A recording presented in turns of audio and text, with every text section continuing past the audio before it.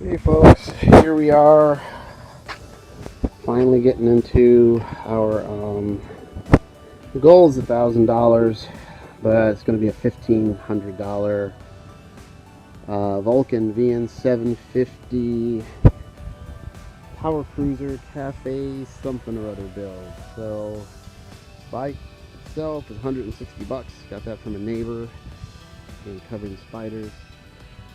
So let's see where we're at. Making a mess in the backyard. Got rear tire taken care of. Front tire to go. Sorry about the mess. This is actually a $40 tire changer from Harbor Freight. Now the tricky thing is it's really about, it's 40 bucks, $39.95 or whatever, 99. For an extra $37.99, you get the motorcycle adapter. Now I really struggled and pretty much failed to get this. I was able to actually, without that, break the tire bead and do all sorts of things, but I just couldn't get the one side off, so I did pay a local motorcycle shop to do that after even doing all the YouTube videos.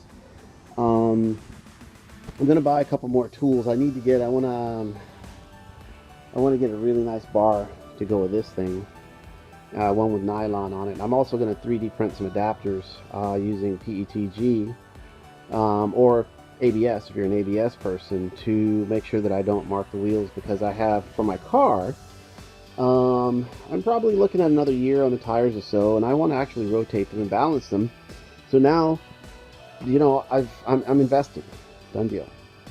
So these shocks come from eBay. They're 50 bucks. Basically, I'm gonna rattle can this whole bike gloss black with Duplicolor. I got a 6-pack of black for $41 on Amazon.com. So oh yeah, there's the badge. I never looked at the badge. I'm gonna pull that badge off and put it back on. I was gonna debadge the bike. My wife says, oh, you should use badges, and I never actually looked at this badge. So now I have. Front wheel was locked. I'm gonna keep the wheel silver. I'm gonna use a high temperature black semi-gloss on the exhaust, which I've already pulled those guys off. So the forks are going to be that black. The exhaust is going to be not flat black, but the next color up from that with a 500 degree PJ1. I know I should be doing 1500, but I'm doing 500. I won't be putting a lot of miles on this. And actually, where my painted the covers, engine covers, this came out bad. My daughter said I should use gray, so I had some gray left over from my car. From the I had to replace the door handle part, and it came out really bad. I haven't sanded these. This actually is a Duplicolor, I don't know, Ford or Chevy gray something or other that I picked up just to match one tiny part that wasn't noticeable. But I did a really crappy job on this. Good thing is I haven't painted for so long. This is good practice. I didn't wait 10 minutes between coats.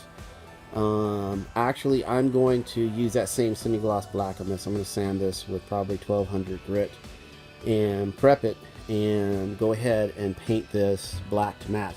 And the challenge for me, you know, if you get the wrong spray can with metallic paint, and what happened there is, you know, it drips and it clumps, and so I'm just not going to use anything that's metallic on this. This is just going to be, you know, it's just going to be a nice rattle can black with 3 coats of 2K clear coat on it, and we're good. So again, I'm going to black this out up here. Headlight bucket's taken off. All these parts are going to be painted black. So I've got this. Here's a headlight ring, which is rusted. I'm going to take care of this. Here's the brake levers. Again, they had a real low speed incident, but I got to get all this rust off. I was going to throw this away. This is one of those headlight things that goes over, you know, like you see them on VW buses or lowriders, and I was going to toss it, but I'm like, wait a minute. I'm going to take all the rust off this. Actually, for those of you that's seen, a couple things. One, I went out and spent money. I got this. But in addition, you can just use vinegar and balled up tin foil with the shiny side on the outside, and you actually can make your own little scrubbing thing, and you can scrub all the rust off. Here's the tail light thing. We paint this gloss black with 2K on top. Headlight bucket's going to be gloss black right here. These are the headlight standards. I'm not sure what you call them. I'm going to call them standards. Got a pair of those to hold the headlight bucket on to the top of the fork. All that's going to be gloss black.